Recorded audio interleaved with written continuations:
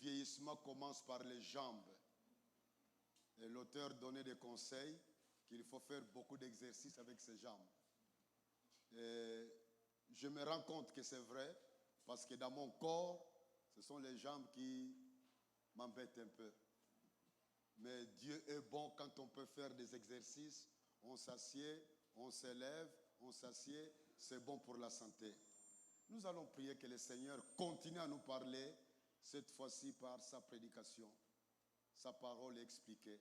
Il nous a déjà assez parlé pendant les moments d'adoration, les moments de louange. Il nous a assez parlé par nos cantiques. Quand nous chantons, continuons à développer l'habitude de méditer sur les paroles qui sont dans les cantiques. Il y a beaucoup de cantiques qui sont de véritables prédications. Faisons l'effort de profiter, de danser en méditant. Dieu continue à nous parler. Maintenant, nous allons lui demander qu'il nous parle par sa parole expliquée. Prions le Seigneur.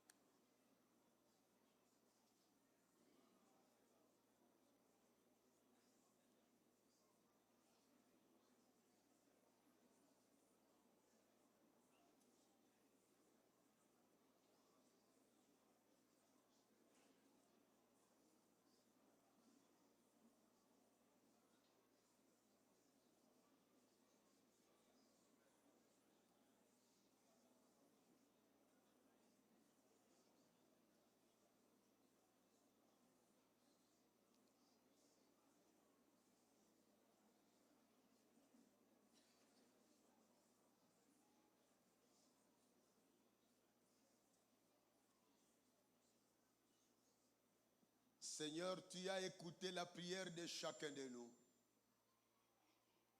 Nous t'avons chanté, nous avons dansé pour toi. Nous avons été attentifs à tout ce qui était en train de faire parmi nous. Mais nous voudrions que tu augmentes notre attention, car nous voulons écouter ta parole de ce matin. Ta parole qui est prise dans ta parole. La parole écrite qui est la Bible. Nous voudrions que toi seul, par ton Esprit Saint, tu parles à chacun de nous. Tu es capable de prendre un mot, une expression, une phrase, et de planter cela dans le cœur de quelqu'un parmi nous. Ta parole est vraiment une sémence. La sémence incorruptible. Et nos cœurs sont comme les jardins. Nous te prions de planter ta parole dans le jardin de nos cœurs. Merci d'être le Dieu qui nous aime et qui aime nous manifester ton amour à chaque moment de la vie. Ta parole nous dit que c'est toi qui donnes la force pour te suivre. C'est toi qui nous bénis réellement et c'est toi qui nous rends heureux. Fais-le tout à l'heure par ta sainte parole. Amen. Acclamons la parole de Dieu.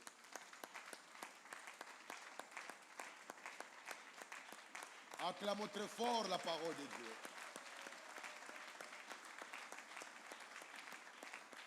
Amen. Nous restons debout, nous allons lire dans l'Apocalypse 4, tous les chapitres. Nous sommes en train d'avancer dans l'Apocalypse.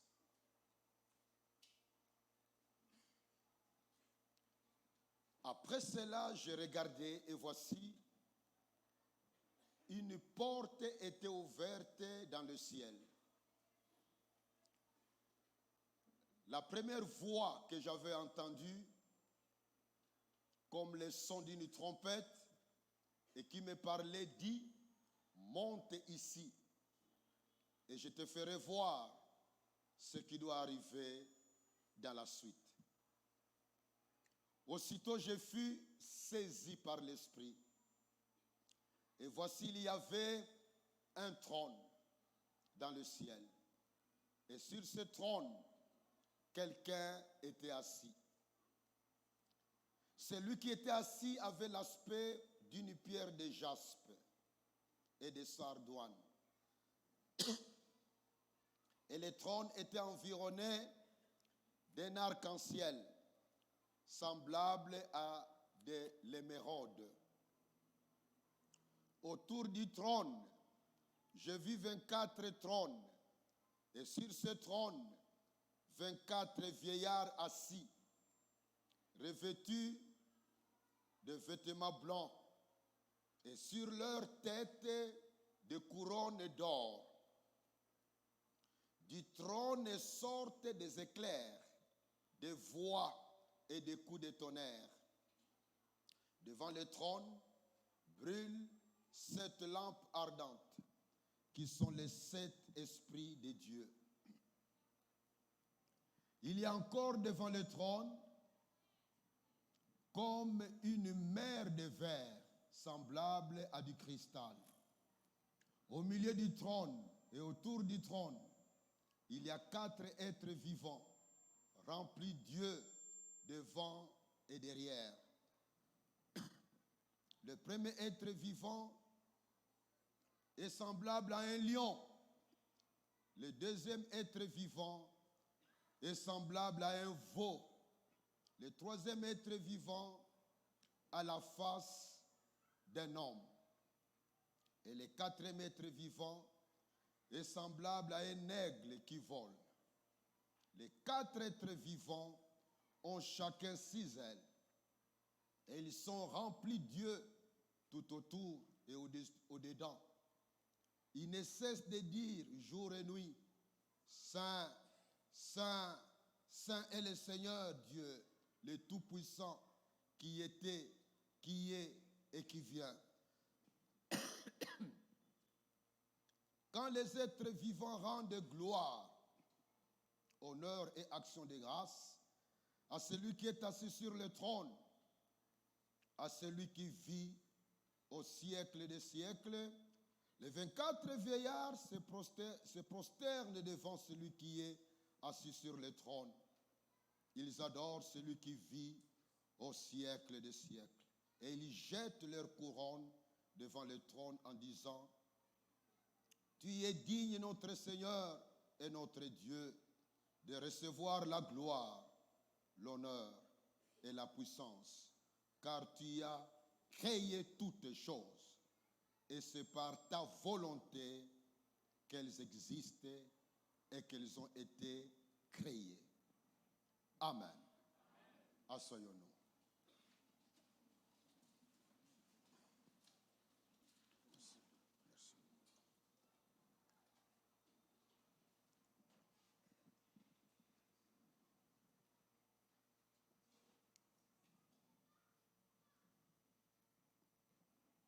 Bien-aimés, les livres d'Apocalypse, ceux qui parmi nous suivent le programme de la Ligue, nous l'avons déjà médité dans les jours passés.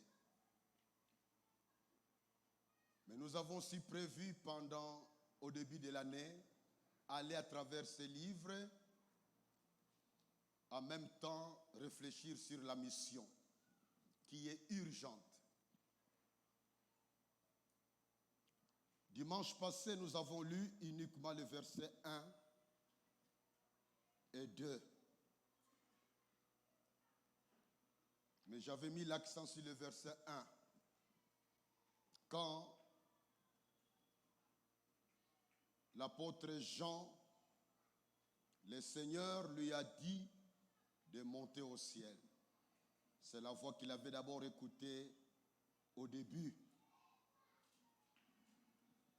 Et quand il est parti au ciel, il a vu des choses qui doivent arriver dans la suite du temps. Nous avons dit que le livre d'Apocalypse a 3 grandes parties. La première partie, c'est tout le chapitre 1 qui nous parle de ce qui s'est passé à l'île de Patmos. L'apôtre Jean était arrêté à cause de sa foi. On l'a mis en exil dans l'île de Patmos. Il était condamné à des travaux forcés. C'est dans ces milieux-là que Dieu, incarné Jésus-Christ, est venu lui révéler des choses qui sont dans ces livres. J'ai un ami qui était DG quelque part dans la ville et qui avait arrêté injustement. Quand il était là au début de son séjour à Makala, je ne savais pas qu'est-ce qu'il fallait lui dire. Mais comme nous étions en train de méditer sur l'Apocalypse, je lui ai dit, mon frère, considère ton séjour à Makala comme étant dans l'île de Patmos. Les livres merveilleux appelés Apocalypse, eux nés dans des circonstances d'un emprisonnement. Jean était arrêté, non pas parce qu'il avait commis des bévues du point de vue de Dieu, mais parce qu'il avait commis des bévues du point de vue de ce monde en proclamant l'évangile. Vous savez que l'évangile que nous aimons dans nos milieux, une des grandes bénédictions que nous avons dans ce pays, c'est hier que j'ai rappelé ça à l'amphithéâtre du campus où j'ai participé. On m'a demandé de prêcher pendant la campagne d'évangélisation organisée dans le cadre du 50e anniversaire de la PPIKIN. Hier, je disais aux amis, bien-aimés, quand nous parlons des richesses de notre pays, ne pensons pas seulement à des richesses des sous-sols ou même du sol. Mais sachons que nous sommes parmi les pays rares au monde. Il y en a, mais des pays où la foi chrétienne est proclamée librement. C'est une grande richesse que nous avons dans ce pays. Pas plus loin de nous ici, à côté à Somalie même.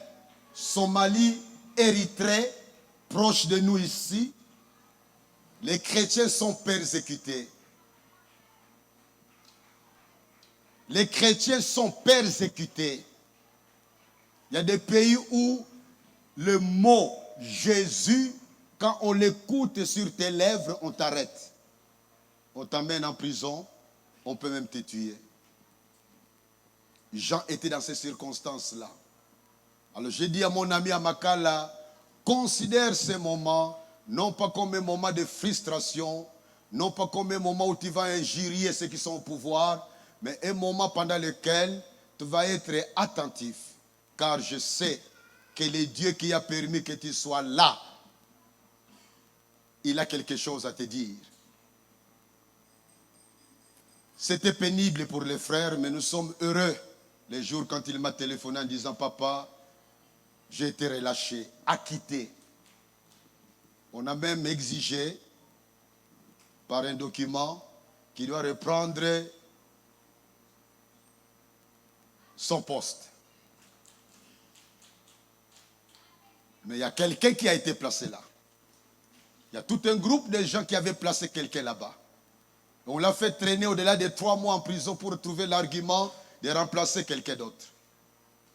Je lui ai dit, quand on avait la réunion vendredi du conseil d'administration de Sangomalam, ne réclame pas trop tes droits.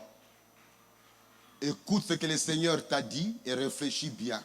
N'entre pas en guerre contre ceux qui t'ont causé du tort, parce qu'ils peuvent encore te remettre là-bas, même dans une prison qui sera pour toujours contre ta liberté. Jean était dans le Makala appelé Patmos. C'est là où Jésus-Christ s'est montré à lui. La deuxième partie d'Apocalypse, c'est chapitre 2, où le Seigneur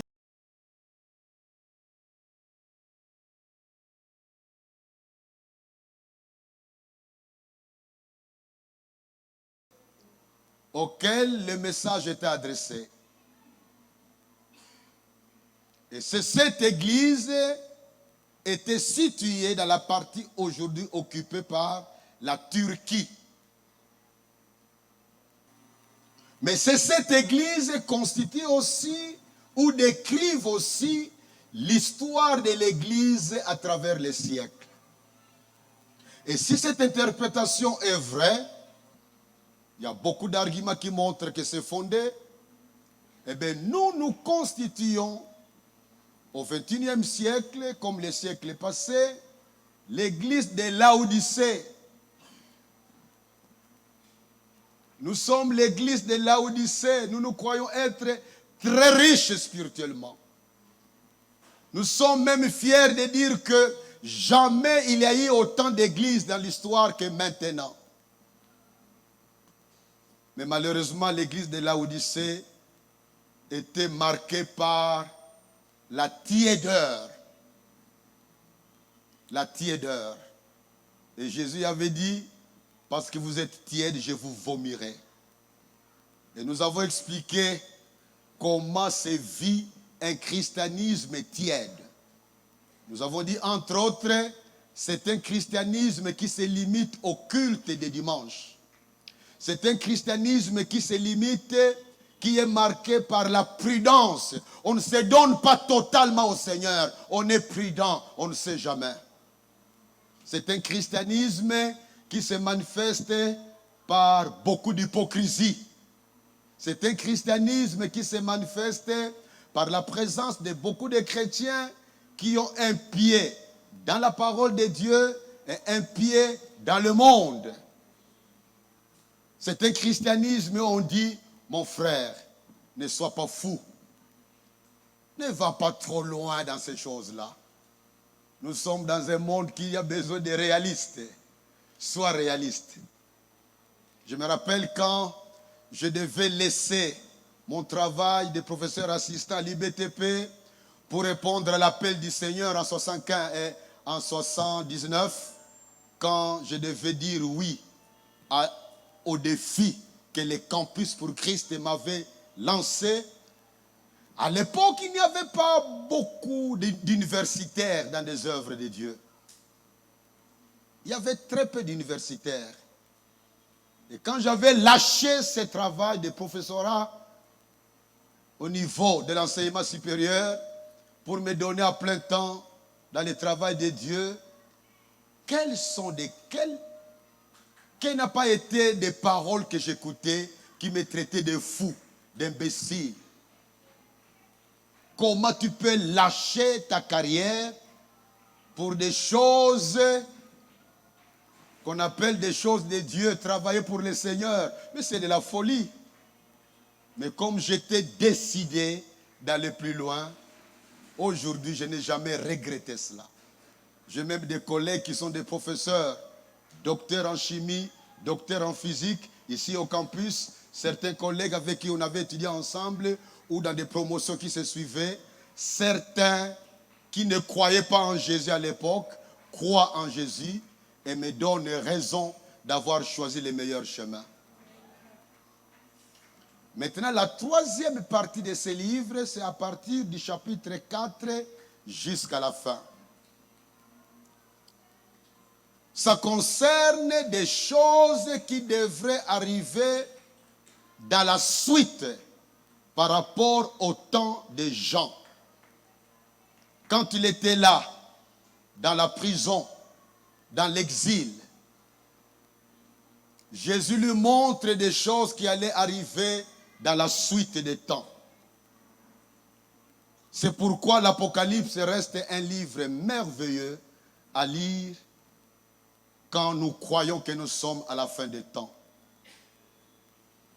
Ceux qui ont la passion de découvrir des choses qui se passent à la fin des temps, je vous encourage de lire beaucoup Apocalypse. 10 à 2 fois, 3 fois, 4 fois, 10 fois. En lisant ensemble avec Daniel 2, Daniel 5, Daniel 7. Quand on lit ça ensemble avec ces livres de Daniel, en particulier le chapitre 2, chapitre 5 et chapitre 7, on se rend compte que Dieu nous a fait comprendre bien avant les événements, les choses que nous vivons aujourd'hui.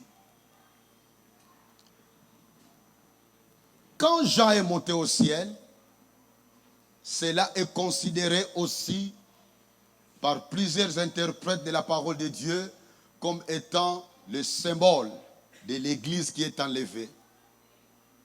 Parce qu'en fait, du chapitre 6 jusqu'à 18, on ne parle plus de l'église sur la terre. Les chapitres 4 et 5, c'est l'adoration. Au chapitre 4, on adore le Père. Au chapitre 5, on adore le Fils. Et au chapitre 5, on parle aussi du Père. On montre que le Père et le Fils sont assis sur le même trône.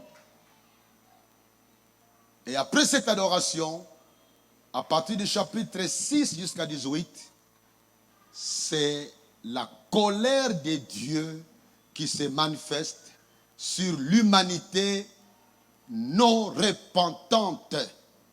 L'Église a été enlevée, mais ceux qui sont restés sur la terre sont en train de subir les différentes manifestations de la colère de Dieu sur les péchés qui est en train de dominer sur le monde. Nous avons la série de 3 groupes de 7 éléments. Les premiers 7 sont des sceaux qui s'ouvrent. Et chaque sceau qui s'ouvre manifeste une dimension très grave de la souffrance sur la terre que Dieu est en train de permettre. Au 7e sceau, c'est l'ouverture de 7 trompettes. 7 trompettes. Et chaque trompette révèle la manifestation de la colère de Dieu. Et la 7e trompette, quand elle s'ouvre, c'est l'annonce de 7 coupes. Coupes de la colère de Dieu. Et c'est intéressant de lire ça attentivement. Ça contient beaucoup d'informations utiles à comprendre. Quelqu'un peut dire, mais ces choses qui concernent l'avenir, moi, je ne sais pas en quoi cela peut m'intéresser. Moi, j'ai besoin de connaître, de bien faire mon travail, de chercher l'argent, de bien vivre dans mon foyer, de chercher à me marier. Pourquoi s'intéresser à des choses qui concernent la fin des temps? Il y a plusieurs raisons. Une des raisons, c'est pour être averti. On dit bien qu'un homme averti en vaut 2. Être averti, quand on comprend ce qui va arriver dans la suite des temps, eh bien, on est prudent, on est averti. On ne va plus agir comme quelqu'un qui est insensé. Mais en dehors de cela, savoir ce qui vient, que Dieu a révélé, ça nous communique l'intérêt pour une vie de sanctification. Parce qu'on s'est dit, en lisant les chapitres 6 à 18 d'Apocalypse, on comprend que le péché, ce n'est pas une petite affaire. Tout péché attire la colère de Dieu. Tout péché, tôt ou tard, attirera la colère de Dieu sur la vie de quelqu'un.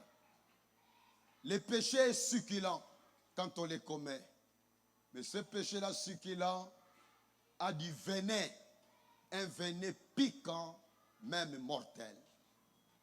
Il est important de connaître l'eschatologie. Eschatologie, c'est la science des choses qui concernent la fin des temps.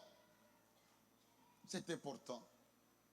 Quand on sait que, on nous répète que l'Église sera enlevée, et puis après, là au ciel, il y aura la distribution des récompenses aux chrétiens qui ont servi Dieu sur la terre. Et en même temps, il y aura la grande fête de mariage, des noces de l'agneau, le mariage entre le Christ et son Église qui est son épouse. Quand on remplit sa tête de tout cela, on vit dans un climat de joie et d'attente de ce moment merveilleux. Aujourd'hui, nous avons lu le chapitre 4. On ne va pas décortiquer chaque détail. On ne va pas analyser que signifient les 4 êtres vivants. On nous montre que l'un était comme semblable à un lion, l'autre à un veau, l'autre à un homme, l'autre à un aigle. On ne va pas parler de ça. On ne va pas parler des 24 vieillards. Il s'agit de quoi ou de qui? Ça ne m'intéresse pas ce matin. Ce qui m'intéresse ce matin, c'est le mot trône. Donc, le sujet de mon message de ce matin, le trône de Dieu. Le trône de Dieu. Vous remarquez,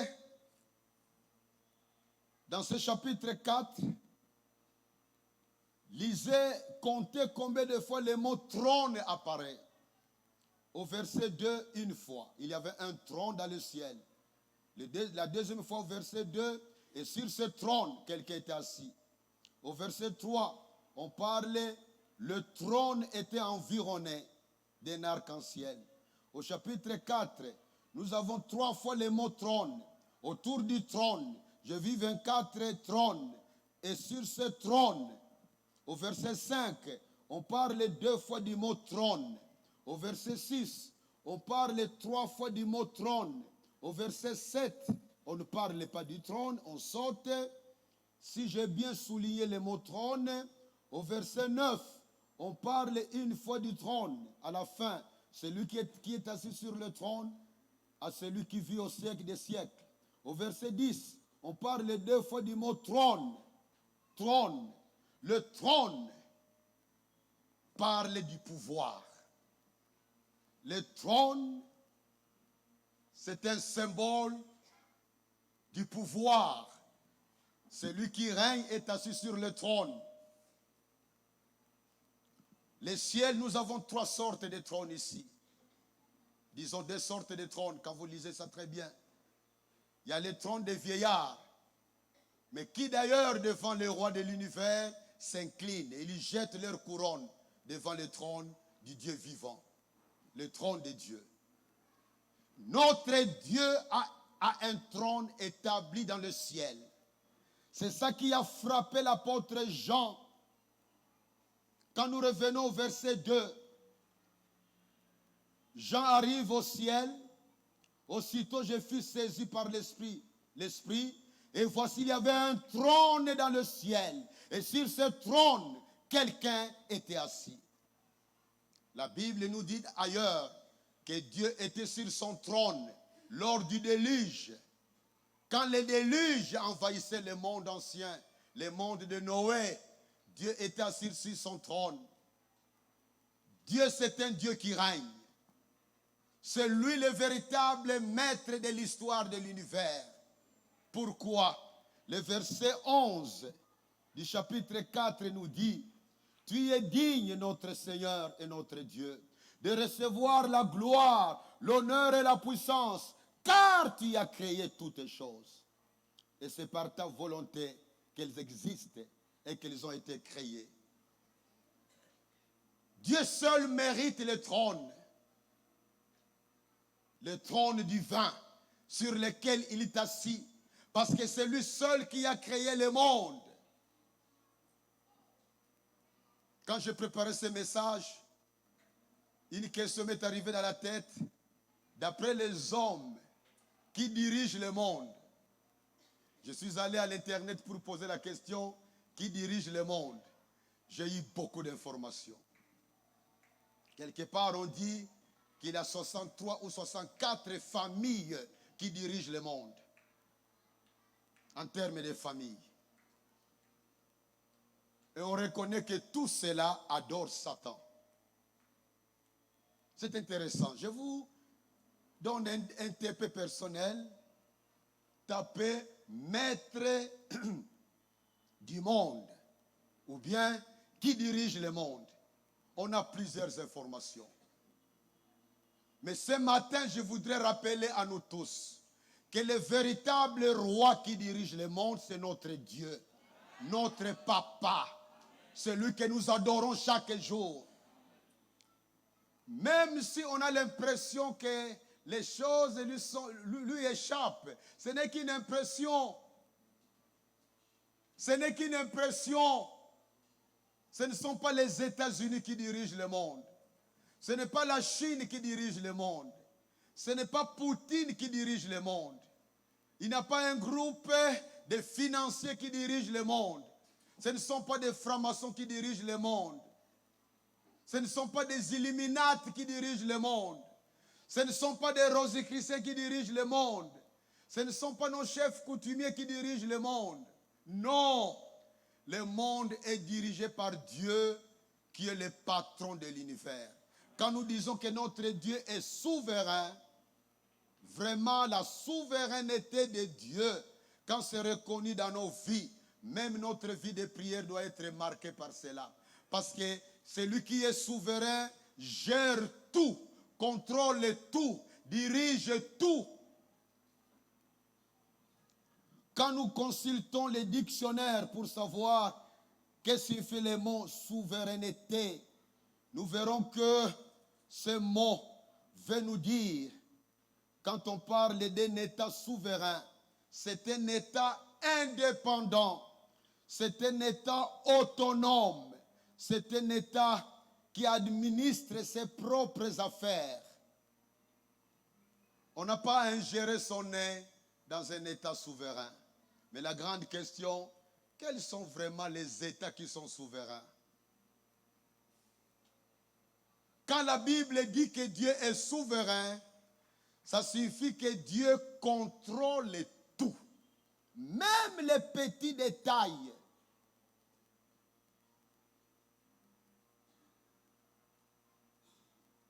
Toutes les choses sont sous le contrôle de Dieu. Rien n'échappe à sa façon de diriger le monde. Il ne dirige pas seulement les planètes, les astres. Non, il dirige aussi le monde des poissons, des insectes.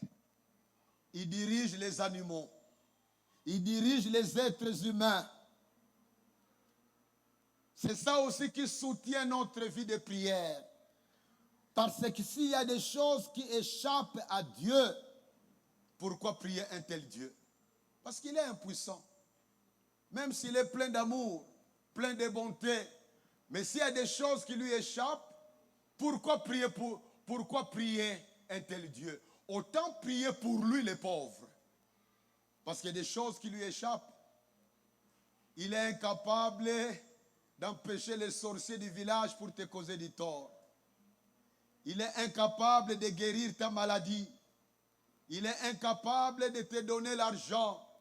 Il est incapable de te donner un rêve qui te montre que derrière ta maison, sous un bananier, tu peux aller creuser là-bas. Quand les Belges fuyaient, ils avaient laissé des sacs d'argent. C'est une histoire vraie. J'ai connu une maman de la famille de Maïdi Kangimbi. Eh bien, cette maman qui priait avec nous dans les renouveaux, il nous avait donné un témoignage éloquent. La maison qu'il habitait à la Gombe. Eh bien, un jour, dans le rêve, il n'a même pas pensé à ça. Il rêve que derrière sa maison, il y avait un bananier et que sous les bananiers, il y avait un sachet en plastique rempli d'argent. Bon, quand il s'est réveillé, il a commencé à rire. Comment de telles choses peuvent être vues en rêve? Mais il s'est dit, on ne sait jamais. Je vais quand même demander à mes petits-enfants qui étaient avec elle, on peut aller ne raconter à personne, mais allons creuser derrière. Pour faire quoi? Non, allons seulement creuser. C'est mamie qui parle, allons creuser. Ils sont partis là-bas, ils étaient deux petits-enfants. Petits-enfants, non pas en âge, mais en tant qu'enfants de ces enfants, des grandes personnes. Ils ont commencé à creuser, à creuser, à creuser. Et bien, elle, quand elle creusait, elle priait, Seigneur, je ne perds pas mon temps, j'espère. J'ai vu ça dans les rêves. Je ne perds pas mon temps, j'espère, Seigneur. Et puis, à un moment donné, un des enfants dit, ah, mamie, ici, il y a un sachet qui est rempli de choses. Il dit, ah bon, attendez, je viens. Il regarde. Et bien, la maman dit, ok, creusons ça tout autour. Creusons ça, creusons ça. Ils ont ramassé. C'était rempli d'argent. À l'époque où les francs belges avaient encore de la valeur. C'était des francs belges. Elle était étonnée. Elle n'a jamais pensé à une telle possibilité dans sa vie. Elle a dansé, elle a donné des témoignages dans les groupes de renouveau à Fatima. Ce sont des choses qui peuvent arriver. Moi, je n'ai jamais vécu ça, mais parce que Dieu gère tout, je ne peux croire que c'est faisable. On a beaucoup de cas comme ça. Nous, quand nous grandissions, il y a des gens qui avaient des histoires un tel a ramassé un paquet d'argent. Parce qu'un patron belge ou portugais partait payer les gens quelque part dans les bas fleuves là-bas. Et puis, curieusement, les sacs étaient ramassés en route. C'était tombé sans qu'il les sache. Quand on croit à un Dieu qui contrôle tout, de telles choses, même si on ne l'a jamais vécu dans sa propre vie, on comprend que c'est possible. Il est important que nous croyions que le trône qui règne, qui dirige le monde, est le trône de notre papa. C'est lui qui dirige le monde. Je ne comprends pas tout ce qui est caché dans cette guerre avec l'Est. Il y a trop de messages contradictoires. Je ne comprends pas qui est Kagame. Je ne comprends pas ces jeux qui se passent à l'est du pays. Est-ce que c'est vrai que certains politiciens de notre pays sont complices? Je ne sais pas. Mais je sais une chose, que si mon Dieu permet ça, il sait pourquoi. Je lui fais confiance. Je ne comprends pas tout ce qui arrive dans ma vie ou dans ma famille.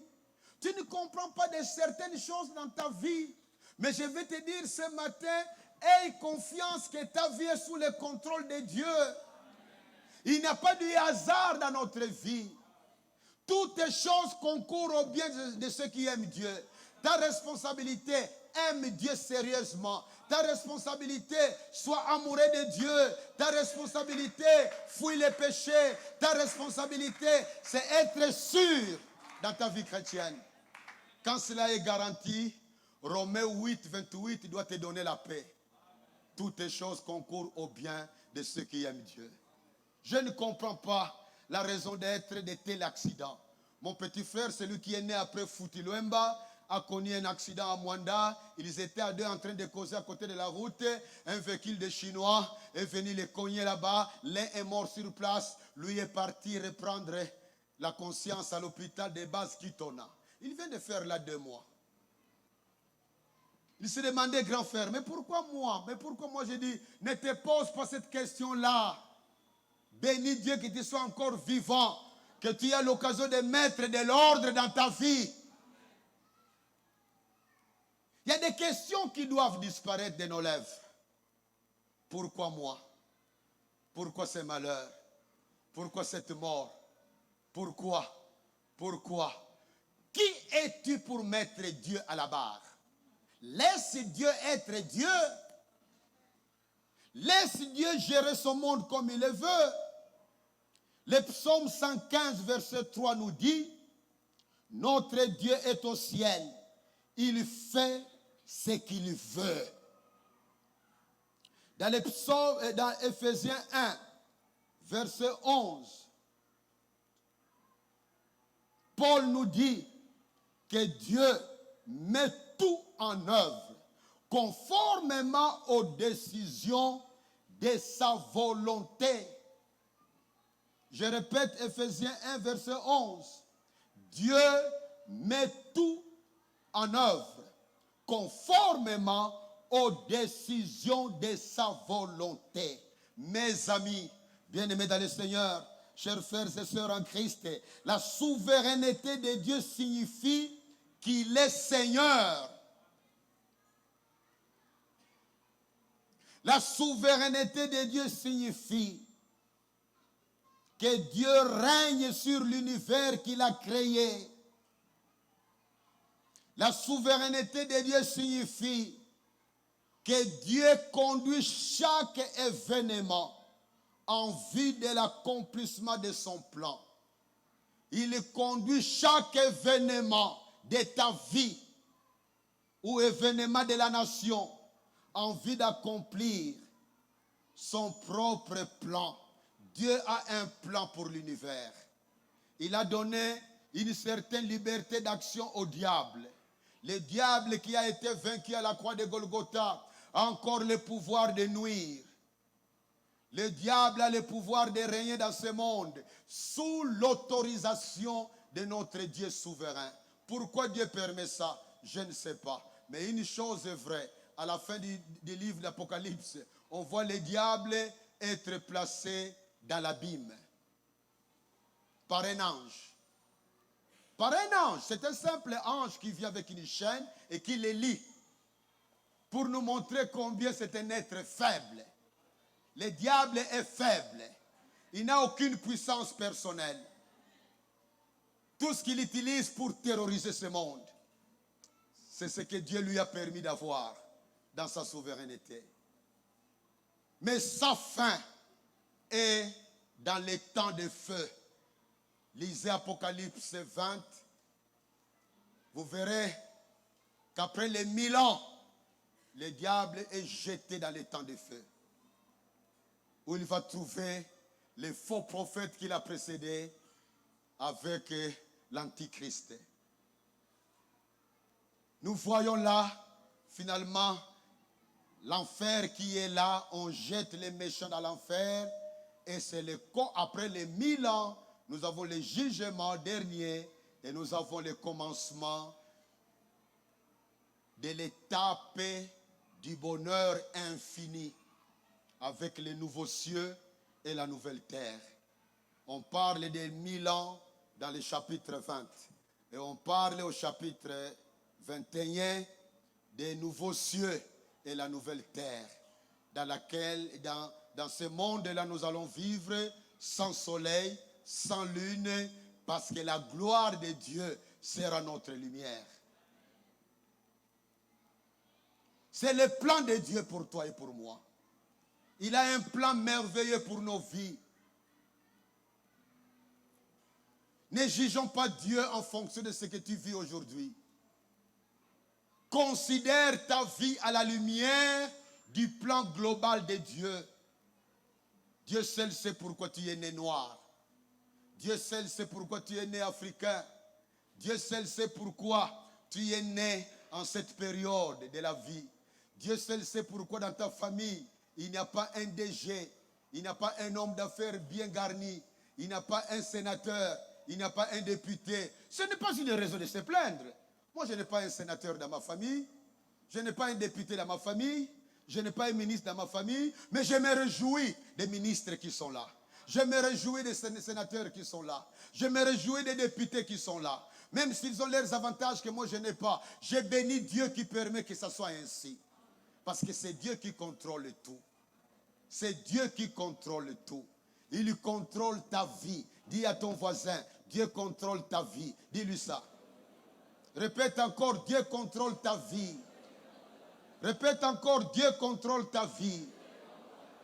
Il sait pourquoi il t'a donné le mari que tu as. Parfois tu regrettes dans ton cœur, pourquoi j'ai un tel mari? Non, Dieu sait pourquoi. Parfois tu regrettes, mais pourquoi j'ai une telle femme? Dieu seul sait pourquoi. Fais-lui confiance.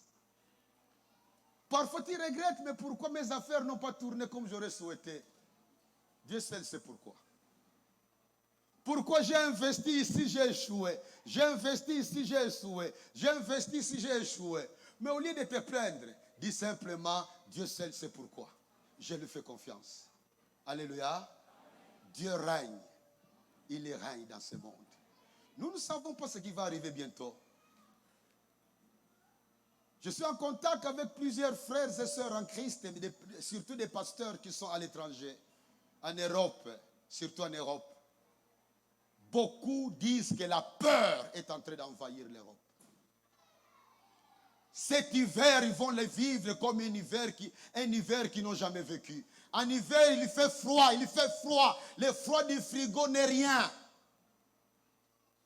Il fait très froid. Mais ils ont commis l'erreur de permettre qu'ils dépendent du gaz russe pour le chauffage de leur maison. Maintenant, la Russie profite pour dire, j'étais souriant avec toi, l'Europe. Je vous ai dit que j'étais votre ami. J'ai même rejeté le communisme pour être votre ami capitaliste. Mais l'heure est revenue où je reprends mes anciennes habitudes. Envahir un pays que je décide d'envahir. Et quand vous ouvrez vos bouches, je ferme mon robinet. Il y a des gens qui annoncent qu'ils sont en train de venir ici en Afrique pendant l'hiver. Et si ça s'arrête encore là-bas, c'est bon. Mais si les messieurs utilisent sa fameuse arme, Satan 2, les gens ont peur de ça. Les gens ont peur de ça. Ils se disent, même si nous avons tous des armes nucléaires, mais un retard d'une seconde, c'est déjà catastrophique. Et à tel point que quelqu'un m'a dit, il a beaucoup d'informations dans ce domaine-là. Il m'a dit que l'Amérique est en train de penser s'il peut commencer les premiers attaques. Parce que vous savez que vous avez un ennemi fort. S'il lui commence à t'attaquer, c'est déjà la défaite. La meilleure façon d'agir, c'est commencer à attaquer les premiers. Quand vous lisez l'histoire de la guerre des 6 jours avec Israël, c'est passionnant. Allez à l'internet, tapez seulement guerre des 6 jours, Israël. Quelle belle histoire. À cette époque-là, la Russie avait bien armé les pays arabes et l'Égypte incluse.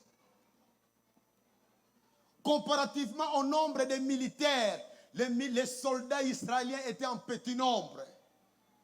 Et quand on doit avoir le nombre des avions, le nombre des tanks, le nombre d'armements que possédaient les pays arabes, Israël était perdant.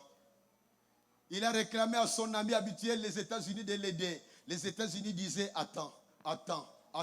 Le premier ministre de l'époque a dit, on ne doit pas attendre. Ces gens peuvent souhaiter notre mort. Nous allons attaquer les premiers. Parce que comme ils sont mieux armés que nous, s'ils attaquent les premiers, nous sommes foutus. Ils ont attaqué les premiers par surprise. Ils ont bombardé l'aéroport de l'Égypte. Quand l'Égypte a compris qu'il veut prendre des avions, c'était impossible de démarrer. Ils ne pouvaient pas décoller. Ils avaient bombardé l'Égypte, bombardé la Jordanie, bombardé la Syrie. Les pays arabes étaient déjà vaincus avant que la guerre sur terre commence. C'est comme ça qu'on agit envers elle. Alors, les gens pensent que l'Amérique est en train de dire, dois-je commencer par attaquer ces messieurs ou quoi? Mais toi et moi qui croyons en Dieu, croyons que Dieu dirige le monde. Dieu est capable de nous étonner. Mais nous allons vers un monde qui va connaître des grands changements. Peut-être que le dollar ne va plus régner dans ce monde. Peut-être que c'est la monnaie des Chinois qui va régner dans ce monde. Peut-être qu'il y aura des bouleversements même au niveau politique. Peut-être que certains pays qui entourent la Russie vont être annexés à la Russie. Tout est possible. Mais souviens-toi du message d'aujourd'hui. C'est Dieu qui règne. Je vous donne 5 implications. Si tu crois que Dieu règne, voici 5 implications. La première implication,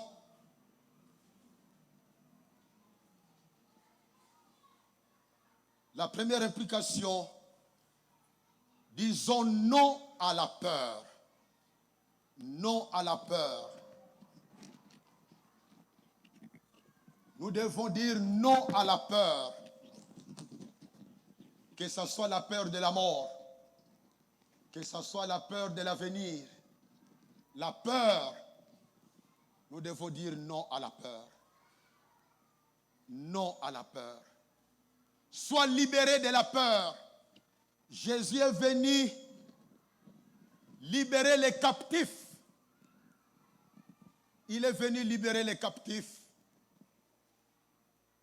Même les captifs de la peur. Que ta vie ne soit pas dominée par la peur. Que ta vie soit libérée par la peur, de la peur. Si tu es souvent envahi par la peur, vois ton BO. Dis-lui ça pour la prière ensemble. Ou vois un intercesseur. Ou vois ton pasteur. La peur. On n'a pas besoin d'avoir la peur pour demain.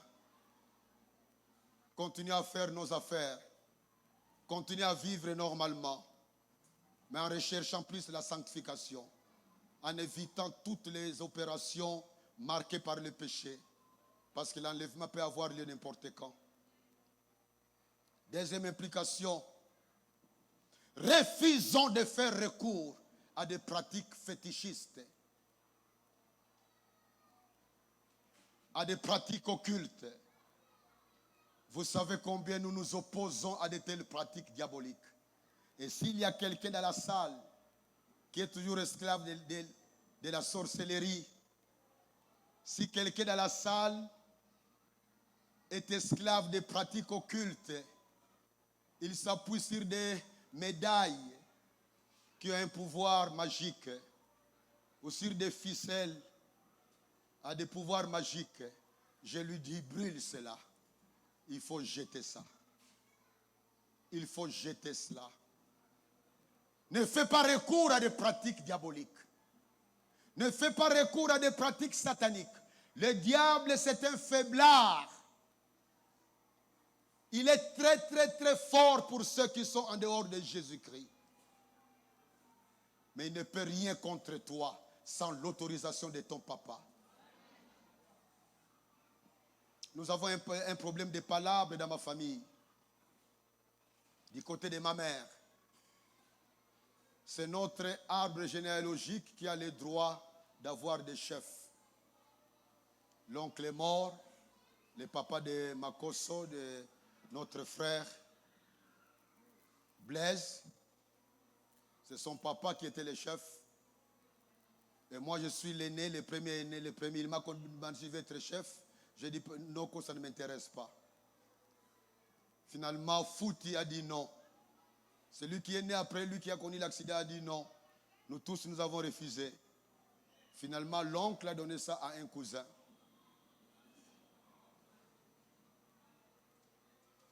Et le cousin là à qui on a donné le pouvoir n'est pas accepté par l'autre clan. Parce que dans notre village, il y a 3 clans. Alors l'autre branche là, qui n'a pas accepté que le cousin ait pris le pouvoir, a pris le pouvoir. Par force, par corrompre.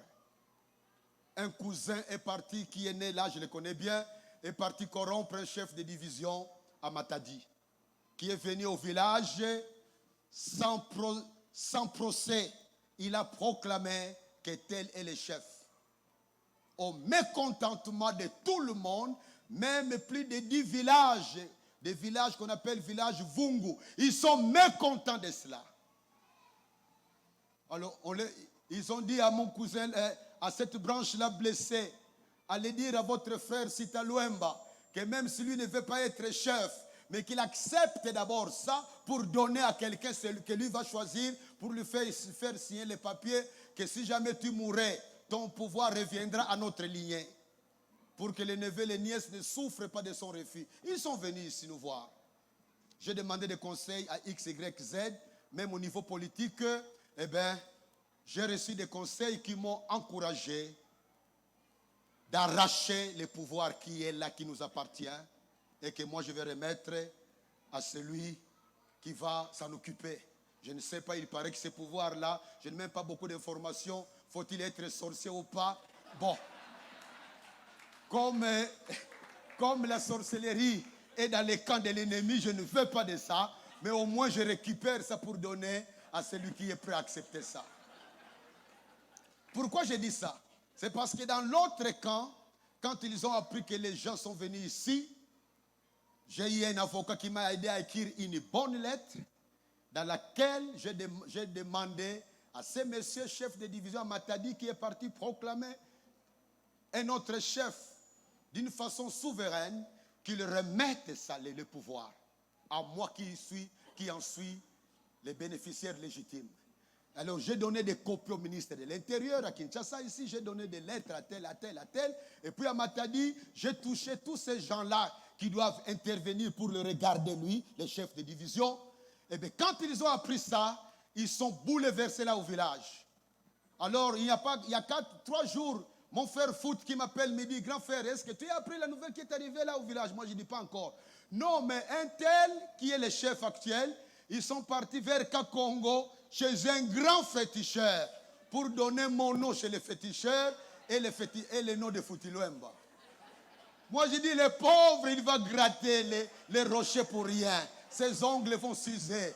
Aller chez les féticheurs, c'est un bon chemin pour eux. Mais ça ne me fait pas peur. Heureusement que nous sommes dans le Seigneur. Mais alors, j'ai dit à Fouti, disons à ces cousins-là, parce que nous avons les cousins, les petits frères de Blaise, qui connaît beaucoup de choses, parce que moi, je ne connaissais pas les choses coutumières. C'est lui qui nous a donné la sagesse pour savoir toutes ces choses-là. Eh bien, j'ai dit à Fouti, encourageons ces petits-là qu'il cherche Dieu sérieusement. Même s'il prie, qu'il mette encore de l'ordre dans sa vie. Parce que lui, on peut vraiment l'avoir. Mais vous remarquez la joie d'être dans le Seigneur. C'est ça la joie d'être dans le Seigneur. Je suis heureux de cette expérience. Parce que maintenant, nous allons voir ce féticheur-là et Jésus qui est le plus fort. Jésus est le plus fort. Troisième implication, vivons par la foi. La vie chrétienne, c'est une vie de foi. Nous marchons par la foi et non par la vue. Nous marchons par la foi et non par la vue. Vivons par la foi. La foi dans la parole de Dieu. La foi dans notre Dieu qui est vivant. La foi dans notre Dieu invisible mais qui prend soin de nous. Et une fois que Dieu vit en toi réellement, nous sommes des maisons de Dieu. Le Dieu Tout-Puissant habite en nous. Le Dieu souverain est en toi. Le Dieu souverain est en moi. Ayons la foi en lui. Heureux ceux qui ont confiance dans la parole de Dieu. C'est la parole de notre roi, le roi des rois. Quand tu lis la parole de Dieu, aie l'habitude de mémoriser certains versets bibliques qui correspondent à tes besoins.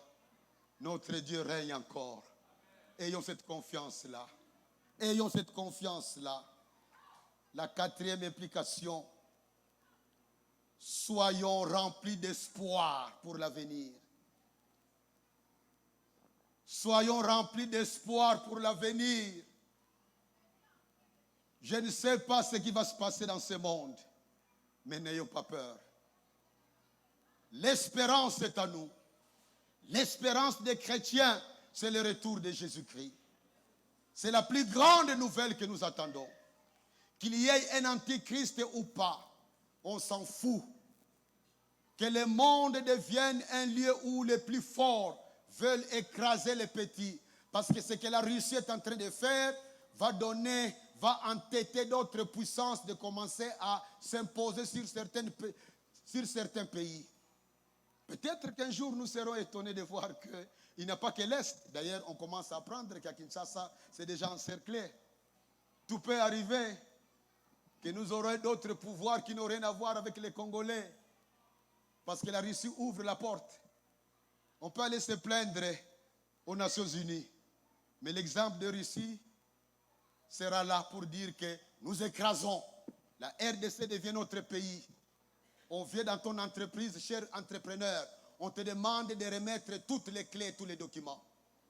Parce qu'il y a un nouveau chef qui a une autre couleur que la tienne, vient prendre la société. On peut apprendre un jour que notre gouvernement est proclamé démissionnaire. Parce qu'il y a un autre pays qui va diriger le pays. Tout est possible! Mais ayons confiance que malgré tout cela, notre Dieu ne pourra jamais nous abandonner. Notre Dieu ne pourra jamais nous abandonner. Il n'est pas un méchant. Notre Dieu est amour. Il est bon.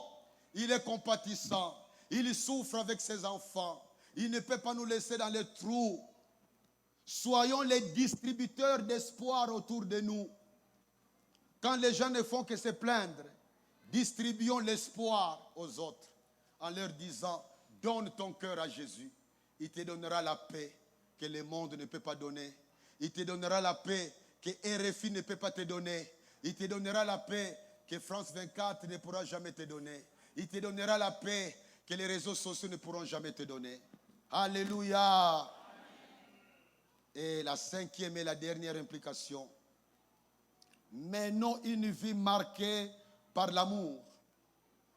Menons une vie marquée par l'amour.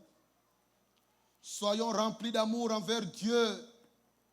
Soyons remplis d'amour envers ceux qui nous aiment. Soyons aussi remplis d'amour envers ceux qui ne nous aiment pas. Soyons remplis d'amour. Élimine de ta liste des ennemis. Fais des efforts pour transformer tes ennemis en des amis si possible. Sinon, si elles ne veulent pas être tes amis, au moins que la rancune puisse quitter ton cœur. Je ne connais pas le mal qu'on t'a causé par quelqu'un. Mais pour nous les chrétiens, nous n'avons pas de choix. Notre uniforme, c'est l'amour. L'amour envers ceux qui nous aiment, mais l'amour aussi envers ceux qui ne nous aiment pas. Certaines personnes sont difficiles à aimer, mais à cause de Jésus-Christ, aimons ceux qui nous aiment et aimons aussi ceux qui ne nous aiment pas. Alléluia. Alléluia. Alléluia. Aimons même ceux qui nous causent du tort. Prions pour leur conversion. Si Kagame devenait un enfant de Dieu né de nouveau, il aura un comportement différent. Prions pour sa conversion. Pour ceux qui avaient lu la voix des martyrs de la fois passée, où nous avons parlé de la persécution en Corée du Nord. Les chrétiens de la Corée du Nord n'ont jamais maudit leur président, quoi qu'il soit méchant des méchants. Mais ils prient régulièrement pour sa conversion. Adoptons cette attitude-là. Les plus grands sorciers de ton village prient pour sa conversion. La femme qui t'a ravi le mariage. Je connais l'histoire d'une fille. Sa meilleure amie lui a ravi les fiancés. Ils sont partis se marier ailleurs. Même elle doit aimer l'autre là. En priant pour lui. En priant pour elle. Nous avons notre Dieu, il règne. Notre Dieu règne encore. Jamais son amour ne s'endort. Laisse déchaîner les troncs. Mais Dieu nous conduit. Ceux qui savent, aidez-moi. Notre Dieu règne encore. Jamais son amour ne s'endort. Ce qui nous promet, restez frais pour jamais. Notre Dieu règne encore. Fermons nos yeux, nous allons prier. Je ne sais pas ce que le Seigneur t'a dit. Je ne sais pas en quoi le Seigneur t'a encouragé ce matin. Mais comme nous apprenons que le Rwanda, il y a des sujets rwandais militaires, armés, qui sont déjà dans la ville. Beaucoup sont envahis par la peur.